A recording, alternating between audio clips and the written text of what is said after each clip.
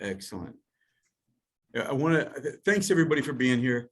I want to jump in and introduce Coach Burt to you. I'll say this, and some of you know this, and I love this guy so much that I named my dog Michael Burt, and we call him Coach. We call him Coach, and I'll lead into how that matters for this discussion here in a second. But I do want to take a second. We have want to thank Venus and Drug Free Business here in the Seattle area for hosting us, for Scottsdale, for Avterra and Charlotte for hosting the event there, and for everybody here being online. We are just getting ramped up and getting rolling with this. And so some of you are really familiar with Networking Phoenix. Some of you are not. There's the greater organization is Network Live. So it's a little hard to have Networking Phoenix when you're say in Seattle, but Network Live for those of you in Phoenix, it will always be Networking Phoenix. And our goal is to really help individuals build a cycle of prosperity. So networking is a portion of that. We'll continue to do things like the mixers where we get together and we, people get a chance to just, have a drink, talk, very casual situation. We'll do these, right? We'll do fireside chats where people get together and they can network and they can, they can mix and talk. And even at the end of this, if you want to stick around, we're going to have a breakout. We'll stop recording, but we'll have these breakout rooms. So if people want to just kind of take a minute online and introduce themselves and talk, you'll get that. That's still a work in progress. So, you might get into a room and go, hey, I'm the only one here. But that wasn't the case last time. But so another thing that as we start working through that cycle of prosperity, we have things like the Mastery Alliance, which is really a community that helps individuals master themselves. That's the name Mastery Alliance. And there's a lot of people in here, David, AJ, Venus here are part of the Refiners Advisory Board community where it's business leaders helping business leaders. Chuck, sorry, I didn't say you, Chuck, in here with that. That's helping them grow their business. So that's kind of us in a nutshell and where we're going. But really ours is to help build that cycle of prosperity. And so we have Coach Burt, who we invited in to speak to us. And, one of the things that he always talks about is everybody needs a coach, and he's a great coach. And what I'm hoping to do is Coach, is to talk more about this activating the prey drive. And I love that because, we had a couple of people that were turned off by the words prey drive, right? And I'll lead into this and I'll ask you a question.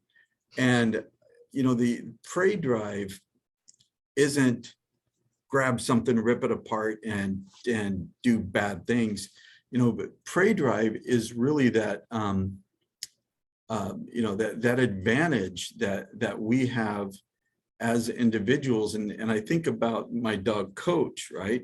And that ability, that instinctive ability that he has, he can be lying there on the bed and I grab a ball and all of a sudden he sits up, he tenses up, his face gets, stressed, and his eyes are laser focused.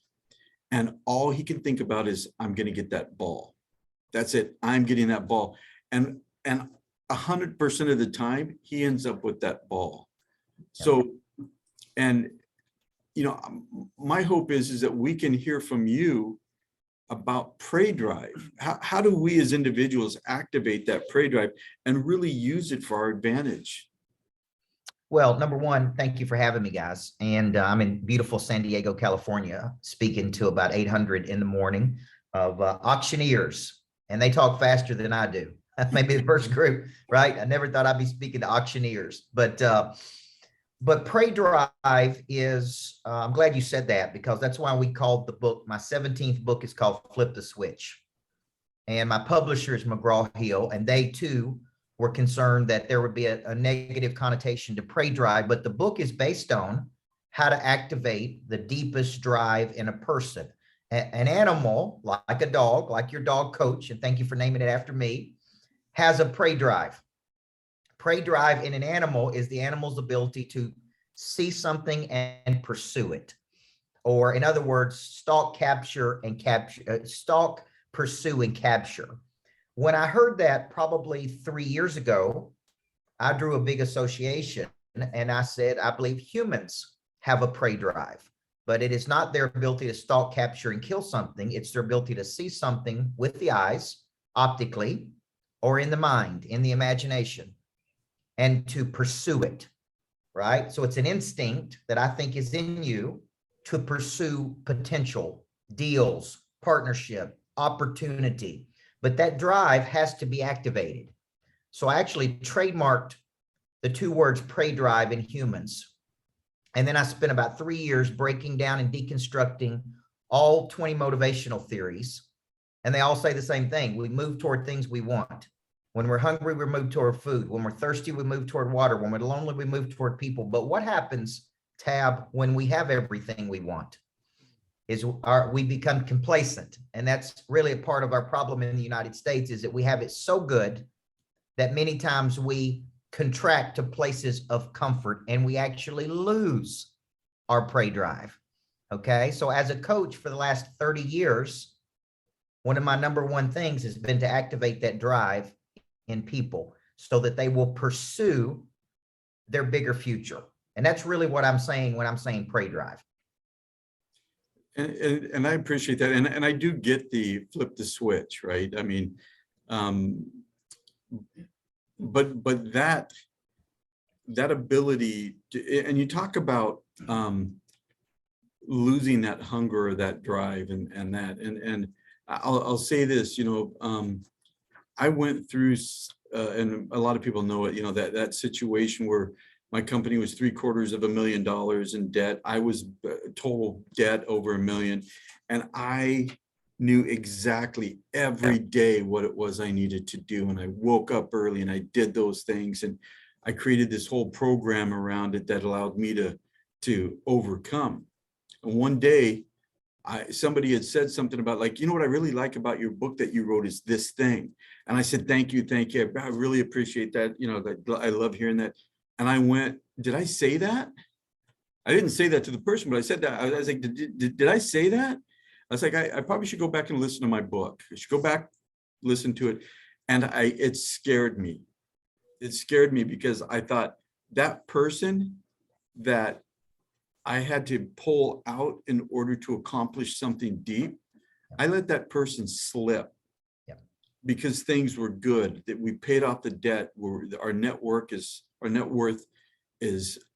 up, and all of these things, and it just scared me. So how do we as individuals gravitate towards flipping the switch as opposed to being forced to have that flip or that switch flipped upon us, if that makes sense? Well, that's a big question, right? I mean, when I broke it down for this book, I basically said that there's 5 activators of that drive. Okay. And one of the biggest activators of your drive to pursue something is fear. Fear of losing everything. Fear of going broke. Fear of going back to the old way. Fear of everything. Fear of failure. Fear can be one of the number one activators of prey drive. In March of 2020, during the pandemic, I was losing $250,000 a month. And that hurt my feelings. Okay. Because I've been working hard for 20 years, guys, building a business. And most of my business is predicated on me speaking. We're driving about 3,000 leads every 90 days. And most of those leads come because I'm in front of large audiences. Tomorrow, 800, Thursday or Friday, 2,000 in Dallas. And that drives large numbers of leads into my system. that we convert to coaching clients, partnerships, real estate deals, new businesses, right? And I didn't have any of those opportunities because every speaking engagement I had was canceled. Nobody was having any live events. So I go home, I'm dejected, I'm frustrated, and more than anything, Tab, I'm scared to death because I'm watching my business, everything I've been building for the last 15 or 20 years go down the drain.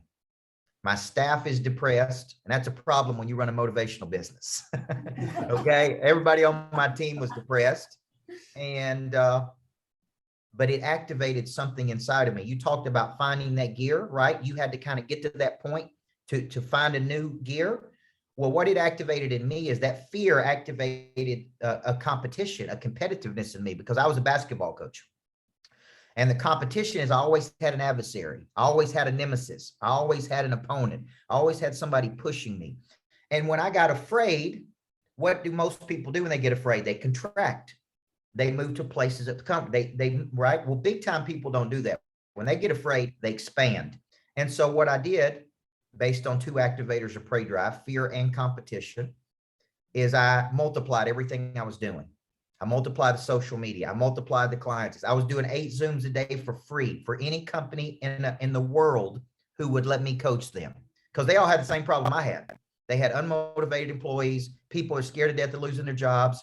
And I said, man, I'll coach anybody in the world for free. I was doing 8 Zooms a day for companies literally all over the world. I'd go home at night. I didn't want to see anybody, talk to anybody, look at anybody. But many of those people hired me to be their coach. Fast forward 6 months later, we did 1.3 million in the month of October. One of the largest months I've had in the coaching business. Why? Right in the middle of the same pandemic, right? Why? I used the fear to activate the prey drive. Now, let me ask you a question. It took me being scared to death to find that gear. How many of you guys, by raise of hands, had to be that scared at some point to find the motivation you needed to go play at the next level? See, fear is fuel. It's one of the number one activators of prey drive, fear. Competition is an activator of prey drive. Exposure to bigger things. Bigger thinking is an activator of prey drive. Environments are activators of prey drive. And here's an interesting one. Embarrassment is an activator of prey drive. When you are embarrassed by your performance and you know you can play at a higher level, that will activate your prey drive when you get sick and tired of being sick and tired of whatever position you're at in life. So those are the 5 activators I focus on in the new book. You know, it's interesting how you break down the different areas of fear and how you can basically activate fear. And you know what, there's this whole process that we can go through that increases the likelihood of the success of a goal. And it boils down to becoming accountable. Who are you accountable? Who do you tell? You know, do you have a date? Do you have all these things? But one of the things that I absolutely believe is, if I want to achieve something, really achieve something big, I don't tell everybody so I can brag. I tell everybody so I have all these people out there looking at me, waiting for me to fail. Just, man, I'm just waiting if he can fail. And so I think we end up having to find ways to create that fear. And sometimes it's that, like you said, it's the fear of failure or fitting in or whatever that is. And, you know, so I think sometimes that we as humans think, if I could just reach this point, if I could just reach that point. And, we might think, well, does Jeff Bezos or Elon Musk or Bill, I was going to say Bill Murray, how about that other guy, Bill Gates over here? And, do these people, how do they motivate themselves? And yeah. So when you're at a high level, how does a person continually increase their level of whatever you want to call it, fear or motivation or what have you? When I was studying for this, I studied a lot of zoology, animals, and I missed it the first time that I was doing research for the book. there's a line that says there is no external factor that will motivate the animal greater than its mere ability to pursue the prey. Capturing the prey is not the reward. Guys, I spent a decade trying to win a championship as a high school basketball coach. I worked 80 hours a week for 12 years. Okay, every week to win one championship. The night I won that championship, because it was so late, there was nowhere to celebrate. So I took the gold basketball to a Steak and Shake because that was the only thing that was open at midnight. Now imagine me walking into this Steak and Shake with a big gold basketball, and I set it down right there, and I literally had a Steak and Shake burger and a milkshake. And that's how I celebrated 10 years of winning, 10 years of working towards something. And then I took it back to my boss the next day, and I gave it to him, and I said, there you go. I said, what's next? And then and then 1 year later, I retired to go do this for a living. So big time people are not motivated by capturing something. They're motivated by pursuing something. Okay. And every time Elon Musk passed Jeff Bezos, now they're in a competition on who can be the wealthiest person in the world. If you don't think their prey drive is activated by that, then you don't pay attention, because they are activated by competition. They're activated by pursuing something. And they're activated when people tell them they can't do something. Yeah, that's really interesting. I haven't thought about that. When we were going through it at Caliber, my company, that debt payoff of, we had $250,000 we owed to a hard money lender, and they were brutal. They were relentless. Mm-hmm. And I just remember being so motivated by the process, right? I mean, I had to do all these different things, and I never really thought about it, but I remember when we finally paid off that last check, right? And we were done.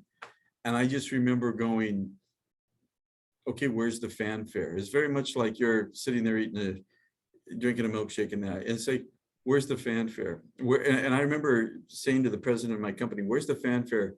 Where's the ponies? Where's the carnival? Where's the confetti? Where's this? Where's that? Where's it at? And I just went, okay, that's it. And I remember going home for like 2 or 3 days and then thinking, what's next? And I had to create that chase. It's very, very interesting. So before you keep going, hey, Catherine, would you do me a favor? In the chat, would you put that that link there, or that thing that I sent, in case for those of you that want to, I'll let Coach Burt talk about it, but if you want to learn more about him, if you want to get some of his time or whatever, he's got a QR code. I want to make sure that gets in there, and then I'll be blasting that out to everybody that did attend this or intended to attend, et cetera, just to make sure everybody gets a chance to see that. But anyway, sorry, Coach, I kind of hijacked my own thought there as I was trying to make sure that got out there for everybody. But how? So we talk about achievers and that. What about somebody who's they're just down on their luck? They're depressed. They have anxiety. Every problem that they have, they owe somebody $500, and that might as well be $500 million. How do they jumpstart themselves to activate that? Well, I always say, when in doubt about anything, take an action. And an action is anything. An action is a phone call to another person. An action is an energy or movement toward a goal. An action is like when I'm afraid, I take more action. Okay. I dig deeper. I go deeper with my current clients. I pick up the phone. Tonight when I was at dinner, I was just text messaging people who are trying to make decisions about coming to events with me. I believe objects at rest stay at rest unless acted on by an outside force. So one way to remember this, I do a lot of work with Kevin Elko. And Kevin Elko is Nick Saban's psychologist at the University of Alabama. And he has all these sayings that they teach players, right? And one of the sayings they teach the players is we don't feel our way into acting, we act our way into feeling. Okay, amateurs listen to their feelings. Professionals do not listen to their feelings. When professionals are scared, they take action. When amateurs are scared, they contract and they wait and they get in a stationary position. Okay, most of the problems I've ever had in my life, especially financial problems, were cured by taking more action, making more effort, more outbound calls, going deeper with current relationships, adding more value. Think of it this way. People have three problems. This is an old Dan Sullivan saying. They have confusion. Okay, that's the problem one. They don't know what to do. Number two, they have isolation. Okay, they feel like the problems they got are unique to them. And number three, they feel powerlessness, like they don't have any control over what's happening. So big time people bring direction.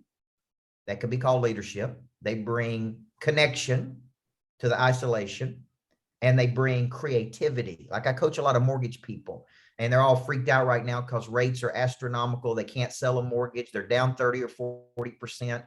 They feel isolated. They feel confused because they're watching their money go down every single day, and they can't figure out how to solve this problem. Okay, what I try to bring to them, direction, creativity, and connection. Keep them in a forward posture, right? Keep them in a forward posture. And that's kind of what I do when I'm afraid. So the person out there that owes $500 or $500 million, every day we chop wood and we carry water, man. We get up and we just move. And the more action we take, the more good things that typically happen. And that is pray drive. And that has to be done every single day. The pray drive has to be acted every single day, guys, because if not, you just contract to a place of comfort. And you talk about, chopping wood or getting water. That never leaves. So an Elon Musk or Jeff Bezos or whoever is just chopping more wood. They're just getting more water. They've got something new that they're doing.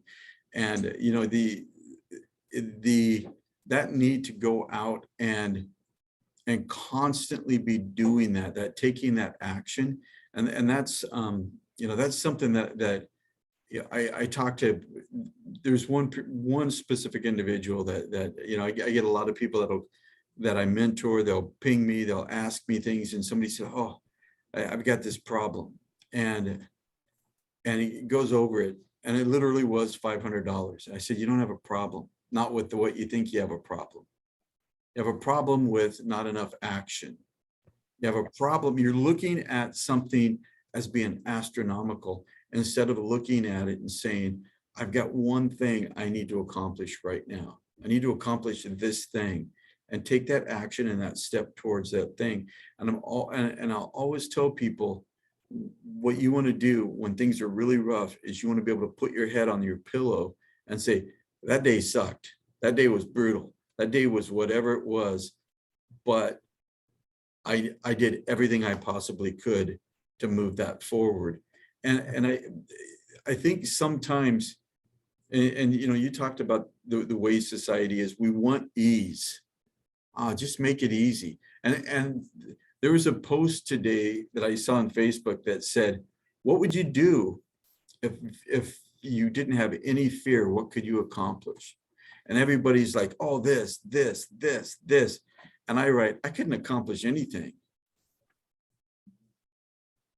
How in the world am I going to accomplish anything if I don't feel like, it's like it, Coach. Years ago, I was a sales manager, and I had a salesperson come up to me and he says, I just can't pick up the phone. I can't pick up the phone. I said, tell me about your life. I live with my girlfriend. Tell me about your girlfriend. Oh, she makes great money. What happens to you if you lose your job? Oh, it's gonna be rough. I'm gonna have to go and get another one. I said, yeah, you know what? I said, you need some pit bulls. I said, for me, I said, my wife doesn't work outside the home. I have 4 kids. I said, I have 5 pit bulls. Every day I wake up and they're chomping at me. Somebody's biting me in the butt because they need shoes, they need food, they need shelter, they need this. And I got a wall I got to climb up and over. I got the same wall you do. The difference is I got pit bulls biting me in the butt. You're not a pit bull, baby, but you get the idea. You get the idea. she's like a beautiful poodle. I don't know, but you get the idea, right? I mean, Coach, it's we have to have those things that drive us, and sometimes, am I correct that sometimes you have to artificially go out and seek those things? Like, what is it? What are my deep fears?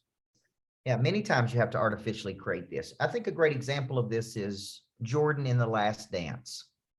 If you watch The Last Dance and you watch how Michael Jordan motivated himself and actually looked for things or created things to get to a higher level. You know, for example, when he was sick with the flu, people thought he wouldn't perform well, and he scores 63 just to show people I can score 63 with the flu. When they put the guy from the Phoenix Suns on him and said this is the greatest defender in the NBA, he's like, oh, he's the greatest defender in the NBA? Let me show you why he can't defend me, right? He walks by George Karl from the Supersonics, Seattle Supersonics, one night at a restaurant. Karl doesn't recognize him. Karl doesn't acknowledge Jordan.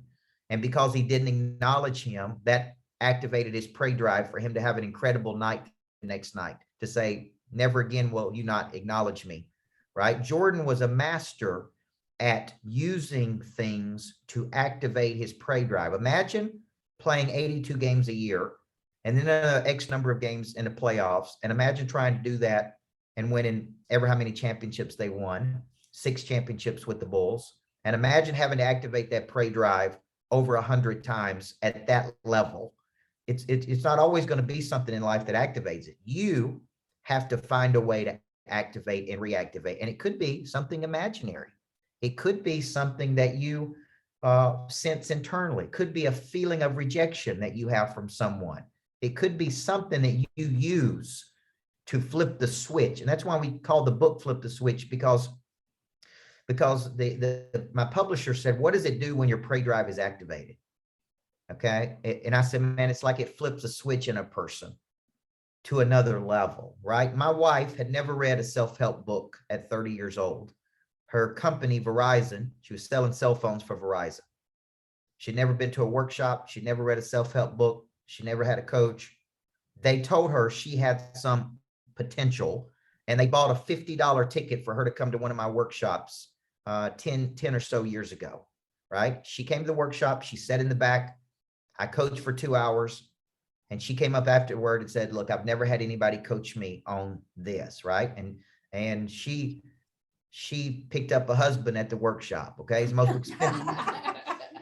most expensive workshop I've ever had too, by the way. Now, my point is, my wife is now writing her own books. We now do couples retreats, right? She's now about to have our 3rd child. She manages all of our real estate properties. What happened to her, right? What happened to her is her prey drive was activated at 30 years old. That had never happened to her. She was just going along about life in a kind of a steady state, thinking that maybe there's a bigger play for her, but she had no idea what it was until her prey drive was activated. Once activated, now she reaches a new level of her potential. And so that's a very close example, but you can activate that drive in your children, in your spouse, in your friends. We all know people who have lots of talent that don't have the drive to go pursue that talent or go pursue their potential. And they're just kind of going along about life in a very stationary position until something comes along and flips a switch. Well, that's really what a good coach should do for you, right? Is activate that drive in you so that you can go perform at a much higher frequency. And you know, I wonder, and congratulations, by the way, on child number 3. That's fantastic. I think about, your wife being around you, right? And that experience and seeing what you're able to accomplish and knowing you at a level that probably nobody other than yourself knows you. And how important that is to associate with people that are going to elevate you. I mean, if you're married to somebody and they're elevating you, that hallelujah, that's ideal. but so much of it is, don't get, you talked about the mortgage people and about how hard it is and all of that. It was back in, I think about 2008 when things were just crapping, right? We were in a recession, and I'm in a networking thing with a bunch of salespeople, and there was about 10 salespeople sitting around talking about, it's hard, man, it's hard. Oh yeah, it's bad. It's bad. And I just looked at, and I'm like, I got to get out of here. I got to get out of here. We are going to collectively start our own recession. Yep. Because we all look around and say, yeah, it's bad. It's bad. So when people are in a situation like that, you're talking to these mortgage lenders and it's bad, or whatever it is that's bad, how do you how else can they go about I guess exiting that negative thought and activating or flipping that switch and doing something different? Because that's really the key, right? Constantly looking for that different. Well, I go back to my coaching days. When we weren't winning, I could whine and pout and blame everybody. Or we could just get better. We could practice harder. We could stay longer, which is what we did in sports. We didn't, this is the problem with salespeople. They don't hit their sales goals and they go, hey, it's a bad month, economy and whoever, the government, and this is happening. And man, we never did that in sports.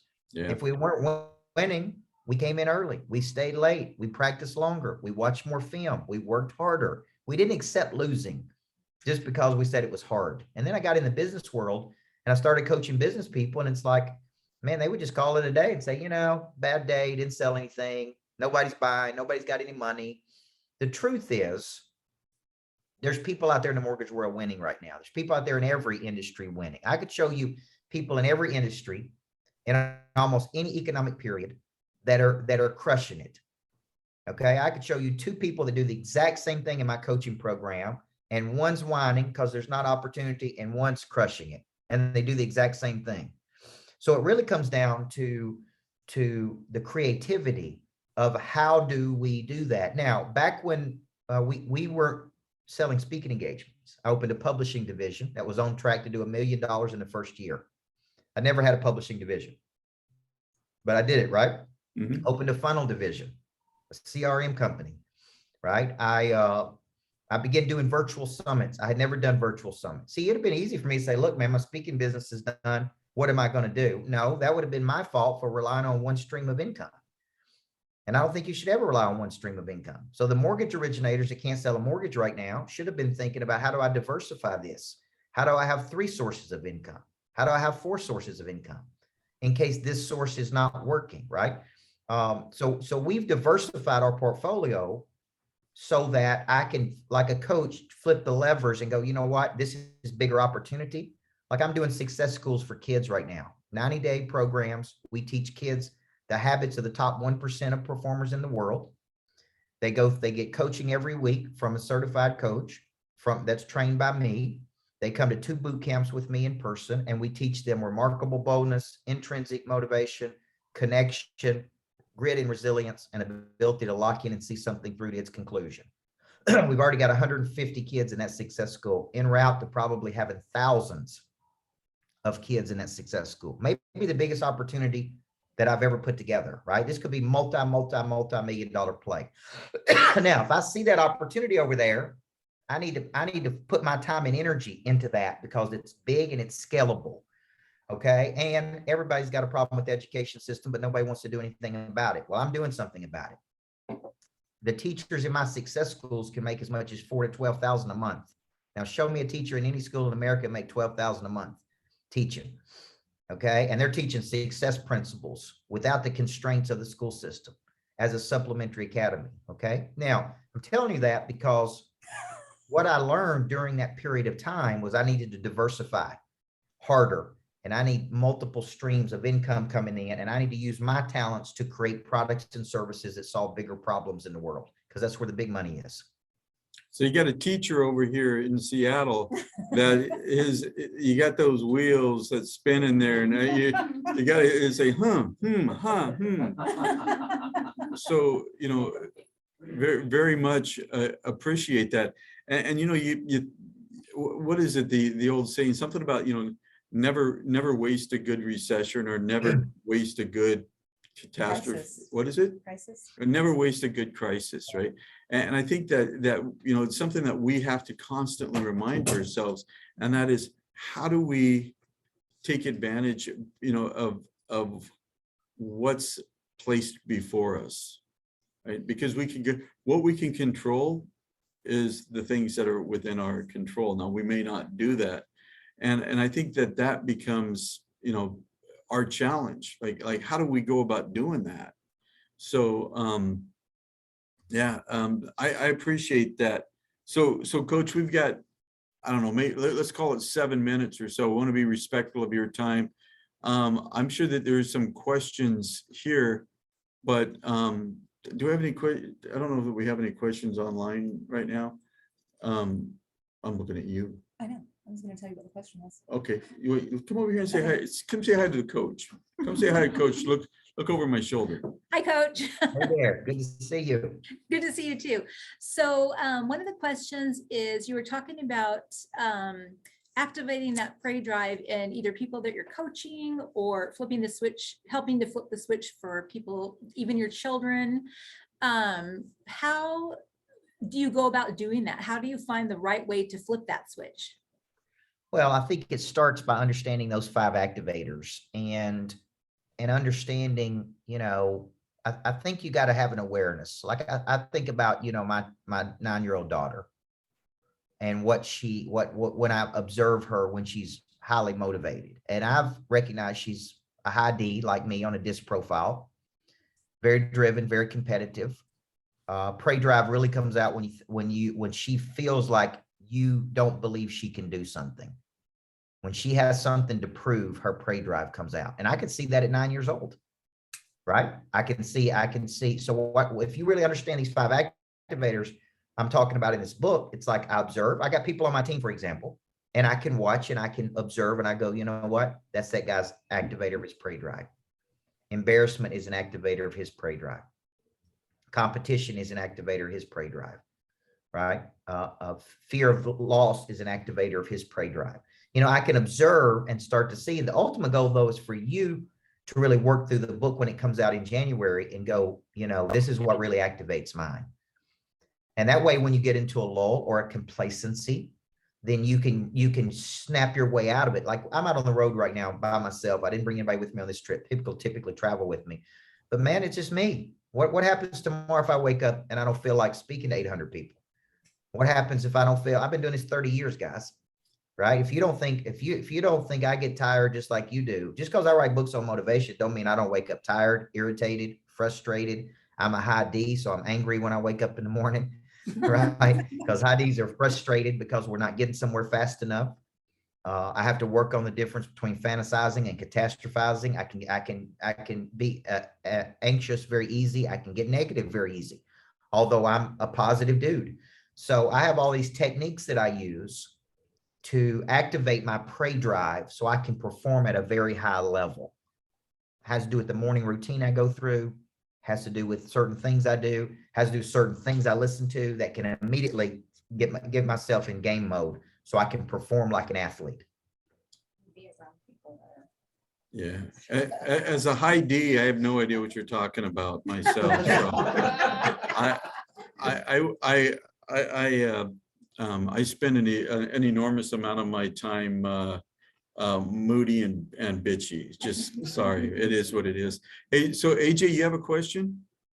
Let me just, while you're looking for the unmute, Coach AJ just had kidney transplant surgery about 3 weeks ago. Wow. He's back in joining us. He's definitely not on a beach somewhere, but AJ is just, he's killing it. So he's got a little bit of that fear going on in his life right now. But AJ, go ahead and ask your question.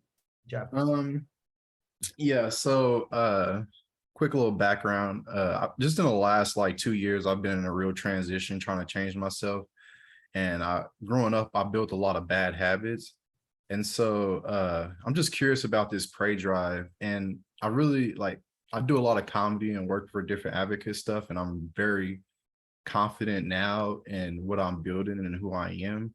But would you say that Pray Drive, like, is it something that's just almost instant, or, you know, do you have to kind of build up to it? Because I mean, like a lot of people, I'm like super AED. And so like, I'll like easily track off from my task, you know? Well, I think once you're aware of it, I think our standard MO as humans is to take the path of least resistance. That's how the brain is wired. If you study the brain, it's lazy. It wakes up and it looks for the easy way out every day. It does not know how to thrive. And so you have to teach it, like, I'm moving toward this target, right? Like, that's why the subconscious mind is so important. This is why I constantly write out, you know, like from A to B where I'm going. I constantly go, I'm at A. That's my current position. I'm moving toward B. That's my desired outcome.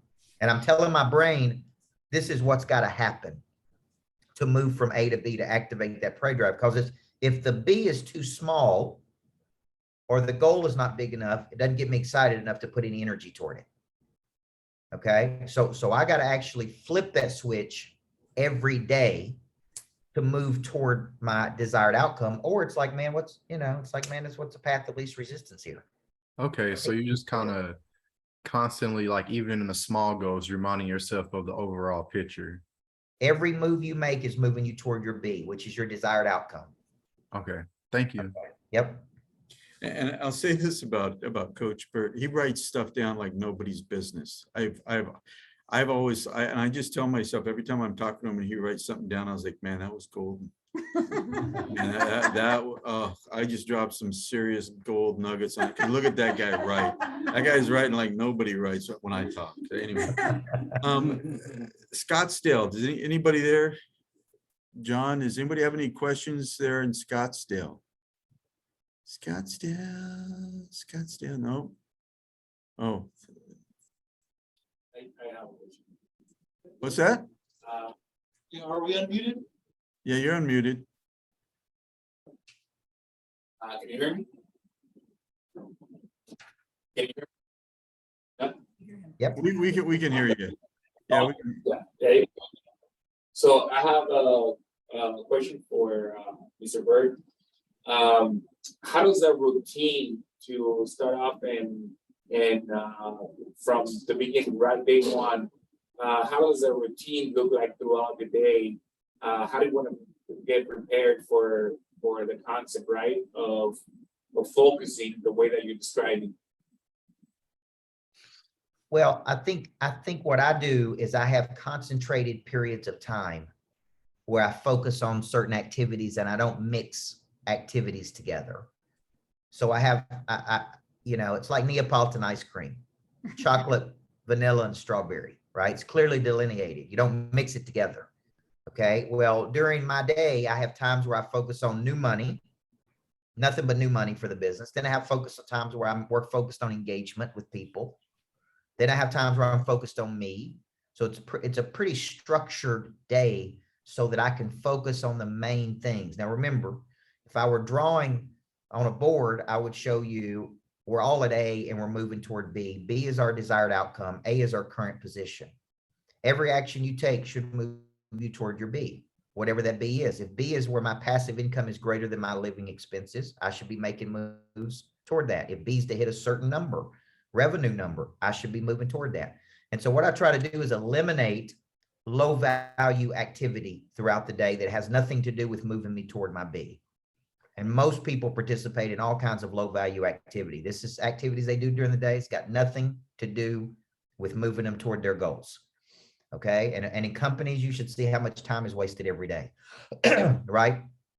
That on non-money generating activities. Peter Drucker said this: the purpose of the business is to produce a new customer.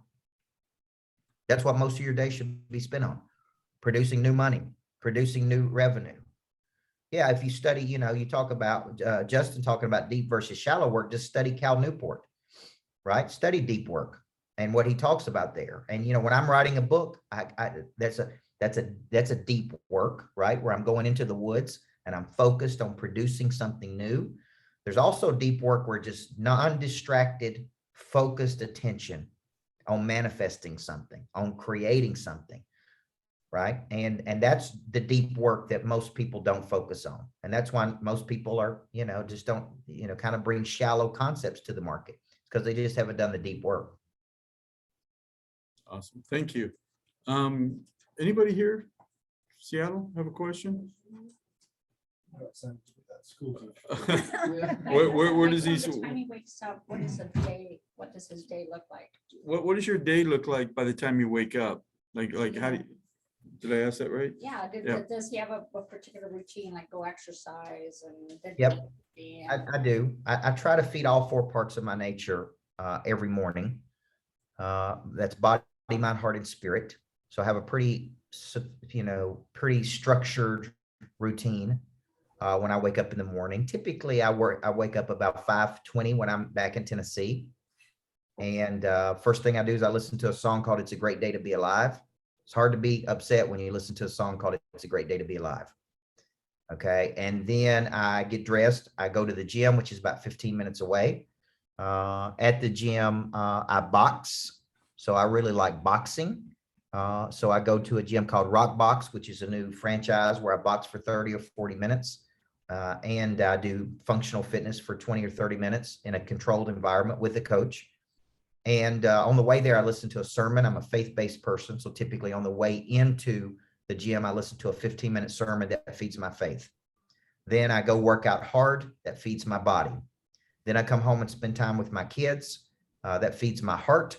And then, and my wife. And then I spend time getting ready for my day. It feeds my mind. So I'm trying to feed body, physical, mind, mental, heart, emotional, spirit, spiritual. All 4 parts of my nature. And what that does is it serves to take me from a static position, like, man, it's going to be a rough day, to let's go. Pray drive is activated. It's time to go get in the game. Then I have a pretty structured schedule. Meet with my team at 9:30 to 11:30, nothing but new money. Break for lunch, typically not a long time, no more than 30 minutes. Then I move into solving the world's problems in the afternoon. You know what's interesting is I've actually have heard you at least one other time tell, with somebody asking you what's your schedule like, and almost verbatim that was what your schedule was like, and that was, I don't know, 18 months ago or so. Well, having a routine seems to be very important. Yeah. Establishing a routine, right? Yeah, so that's great. So any other questions online? I know Justin made the comment, so I appreciate that. I don't know if anybody else has any comments or questions, or anybody in Scottsdale, any other ones. I got a comment. Thank you, Coach. You really got me hyped up. I want to go do something. Not sure what that is yet, but I'm gonna go do something. Me too. I'm ready to go do something. I'm gonna go walk around San Diego. It's beautiful here. Oh Oh, man, yeah, I love it out and there. we got a coach. We got a teacher here that's like begging to work with you. So don't be shocked if Yeah. you get doorbell rung repeatedly. Thank you, everybody. These we're going to continue to do these. And by the way, you couldn't get the QR code up. I'm emailing it out. to everybody. We're going to get that email, that QR code emailed out. Coach Burt, you want to tell us what that QR code? Man, maybe you could post it up there. You're obviously smarter than my wife. You know what? I was trying to, I was doing, let me, well, I just had it up today. Actually, if you will, let me see if it'll let me share my screen here. Okay. Oh, if when you my will- wife is smart, I'm just joking. I'll take my lumps here in a little bit, but Yeah, it's if you worth it could- for the joke. If you could make me a co-host, you know how to do that? Then I can share my screen. I can pull up the QR code. And then Mayor, you can tell us what that is. Hey, Tab, can we ask another question real fast? Yep, you sure can ask the question. You might want to step up closer. to ask the Step up question. closer. Ask a lot of questions. Sorry. That's okay. That's okay. Another question that I have is when you reach kind of like a barrier, right? Like beyond motivation and kind of like you're trying to stay committed and you reach that barrier where your motivation is not taking you to do what you have to do, but you still have that fear, the fear. I experienced that fear like around 3 or 4 in the morning. I wake up and I gotta do all this. And then throughout the day, I feel this blocks of progress, there's kind of demotivation, kind of like resistance. What do you recommend as far as surpassing those barriers, staying consistent throughout the day with the same kind of like the same energy, right? Well, there's something called because goals that are deep intrinsic reasons that a person does something that supersedes their feelings. Okay, and you're gonna hear a lot of people say you got to find your why. If you just find your why, you're going to do big things. I actually don't agree with that, and this is a controversial position that I take. But I've been coaching people for 30 years. I can know my purpose and still not be motivated. Okay, I can know that I'm put on this earth to coach people, but not wake up tomorrow and feel like motivating people. So what do I do then? Okay, so I actually subscribe to what's called because goals. And a because goal is a big reason to do something, even when you don't feel like it. For example, I grew up most of my life, early life, without my father. He's never really involved in my life. My mom was a single mom. She was 16 years old when she had me. Because of that, I made up my mind I was going to be a good dad to my kids. And anytime I'm feeling like, hey, jumping on a trampoline with my daughter when she wants to, or doing something with my kids, that because goal is so deep in me that it supersedes my feelings. Okay, so a coach changed my life when I was a kid. Because of that, I made up my mind I was going to help people the rest of my life, even when it was inconvenient to me. Because I grew up poor, I made up my mind I was never going to be poor again. And because of that, I pick up the phone and make sales calls when I don't feel like it. Everybody see that? Because I like nice things in life, man, I'm willing to do the extra work to have nice things. So I really like this concept of because goals. When you're not feeling motivated and you're losing some of that motivation throughout the day, if you can reconnect to a because goal. I do this because of this. I do this because of this. Okay. And to me, that's really what gets me through those times when I don't feel like it. Here's the truth. The NFL football player don't feel like getting hit on Sunday. I can assure you of that. The Journey doesn't feel like singing Don't Stop Believing after they've been singing it for 30 years. I can assure you of that. But because they got a room full of people, because they got 15,000 people wanting to hear it, they sing it. So remember this, amateurs listen to their feelings. Professionals do not listen to their feelings, right? This weekend I was really sick, and I never get sick. And I think it was exhaustion. I think I literally hit a wall of exhaustion. Then I had a 3-hour virtual on Saturday, and I finished that virtual, and man, I was sweating, and I just fell over on the floor and just laid there. And my team had never seen me that exhausted before. And they all come up there and they said, "Are you okay?" And I said, "I'm fine."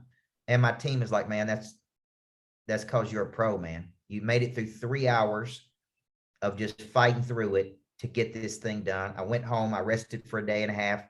I got on a lot of fluids, and I'm back out here speaking on the road again, and it's because I'm a pro, and that's what pros do. So I'm telling you that because I don't always feel like doing certain things during the day. I don't feel like making sales calls, but I got to make sales calls to have people to coach. I don't feel like following up 7 to 15 touches, but I got to do that to put big deals together. I don't feel right, but because why? Because I don't want to be broke. Because I don't want to go back to the way I used to be. Because I don't want my kids to have the life I had growing up. So when you think about this, that's a big reason that taps into you that says, "Man, let's go do this even when we don't feel like it." Because I love that. Because goals. Yeah, I like that. So you are a co-host now, Coach. Okay. All right. What I'm going to share with you guys is just a simple QR code. And what it is, if you want to do anything with me in the future, okay, I just call it a strategy session. You could just take a picture of that QR code, and it'll take you to a landing page. So if you just put your phone up to it and take a picture of it. I'm gonna do it right now, make sure it works. Open in Chrome, it'll take you straight to a landing page. Okay, and then put your name information in there. And it just says, what are you interested in doing with Coach Burt? Okay, what are you interested in doing with Coach Burt? And if you don't know, you just say, man, I want to do a strategy call. And that'll come through to our team. And it's no obligation to you. Our team will talk to you and say, man, how can we make a recommendation on how we think we can help you? And I call it going from A to B. Okay, and that's really what we want to do for you, is help you as a coach make that transition from A to B in your life, whatever B is for you. Okay, so just do that if you're interested, and we'd love to talk to you and help you just like a good coach does people all over the world. And thank you. And I will tell you, everybody, this. He's been my coach. I've enjoyed working with him. I can either give him partial blame or partial credit for Catherine and me pulling the plug and acquiring Networking Phoenix. There was a lot of discussion that we had there that led towards that acquisition. So, Coach, as always, man, you're just an amazing individual, and I appreciate your taking the time with our community, and we'd love to have you back someday when we do. We haven't talked about this, but probably next year, 2023, we'll be having our conference, and we'd love to have you as part of that. Well, I applaud you guys for coming together in these small groups around the different cities. Yep. Being entrepreneurs, taking lower level resources to higher levels of productivity, and just being in the game, man. Yeah. When in doubt, just get it in the game. So thank you guys for having me tonight. Amen. Amen. Thank you. Thanks, everybody. God bless you guys. Everybody, see you guys. See everybody. Thank you, Tab. I enjoyed that tonight. Thank you. Thank you. Thanks, everybody. And Scottsdale, or not Scottsdale, Phoenix, wherever you are. Thank you, everybody, for showing up. They heard me. They're just still there. All right, everybody. Thank you.